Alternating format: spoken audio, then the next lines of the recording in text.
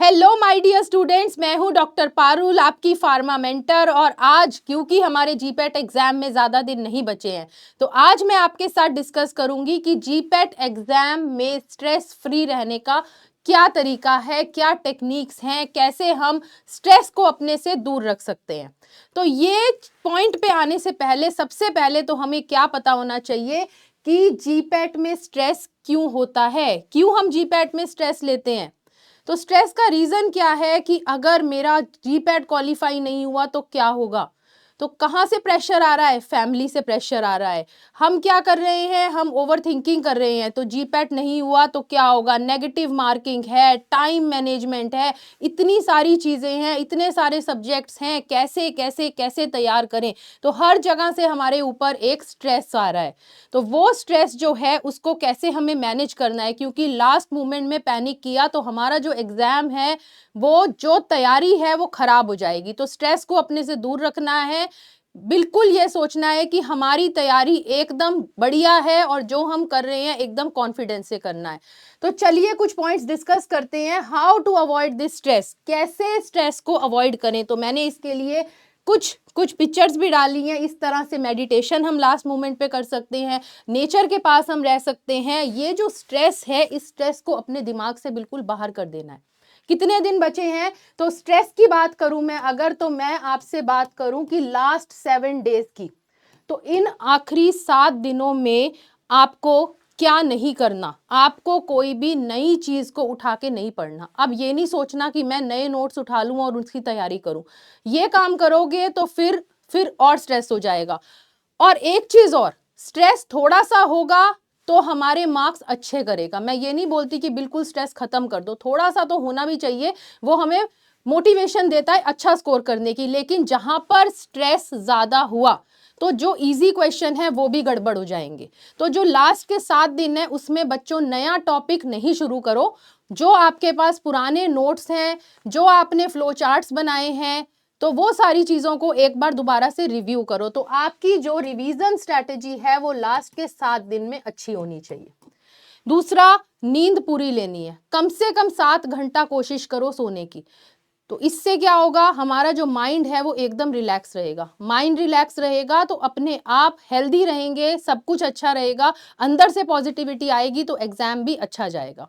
उसके बाद आएंगे कि लास्ट डे, मतलब एक दिन पहले, जो मतलब 1 डे बिफोर की अगर मैं बात करूं और लास्ट डे की बात करूं, तो एक दिन पहले बिल्कुल ज्यादा जो रिवीजन हो गई। अब ये सोचो कि अब लास्ट मोमेंट पे पैनिक नहीं करनी चीजें। अब अपना एडमिट कार्ड लो, आपकी जो ट्रैवल टिकट्स हैं जहां आपने एग्जाम देने जाना है, अब उन चीज़ों को सेटल करो। बहुत बहुत बहुत जो इंपॉर्टेंट आपने कुछ कुछ चीज़ें अपने नोट्स में लिखी हैं, सिर्फ उन्हीं को पढ़ने पे ध्यान देना है। तो लास्ट डे तो एकदम बैलेंस डे रखना है। और अगर मैं बात करूं डे ऑफ एग्जाम, तो डे ऑफ एग्जाम इस दिन तो हमें डाइट पे ध्यान रखना है।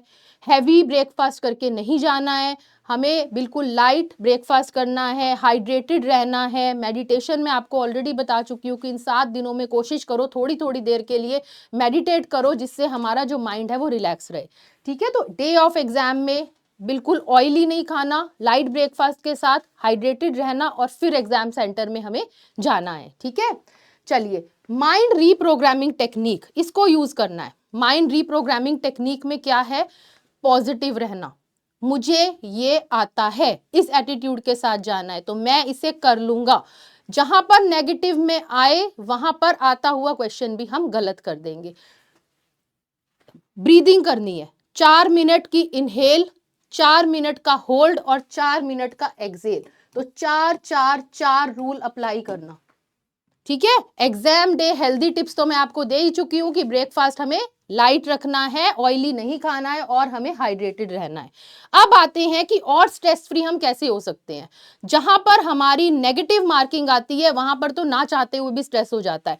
तो जो आपके नेगेटिव मार्किंग है, पहले तो इससे हम कैसे बचे। तो जहां पर हम 100% श्योर हों वही क्वेश्चन करने सबसे पहले करने हैं। उसके बाद आता है दूसरा, जहां पर 50-50 चांस हो। 50-50 में भी अगर दो ऑप्शंस में से कहीं पर लगे कि ये ऑप्शन मतलब कुछ लॉजिकली हम उसको कर पाए तभी अटेम्प्ट करना है, नहीं तो उस क्वेश्चन को ट्राई टू स्किप इट। तो पूरा क्वेश्चन करना समझदार, क्वेश्चन पेपर पूरा अटेम्प्ट करना समझदारी नहीं है, जितना किया उसमें अच्छा स्कोर करना इज समझदारी। ठीक है, उसके बाद क्वेश्चन अटेम्प्टेशन स्ट्रेटेजी जो वेरी वेरी इंपॉर्टेंट है।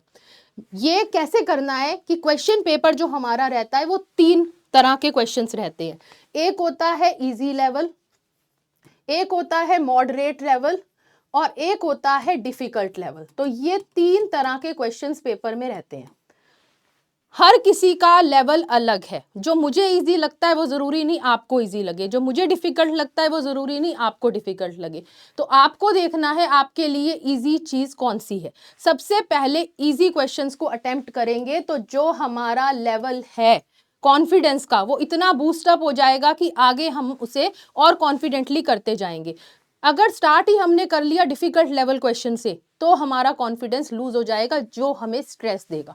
तो वो चीज़ हमें नहीं करनी, हमें इजी क्वेश्चन से चलते हुए मॉडरेट और उसके बाद हमें डिफिकल्ट लेवल क्वेश्चन पे जाना है। तो ये आपकी क्वेश्चन पेपर अटेम्प्टेशन स्ट्रैटेजी होनी चाहिए। नेगेटिव मार्किंग से आपको बचना है, कैसे मैं आपको ऑलरेडी बता चुकी हूँ कि नेगेटिव मार्किंग से आपको कैसे बचना है। तो आई होप कि ये सेशन, ये जो अभी हमने डिस्कस किया, ये आपके लिए फ्रूटफुल रहेगा।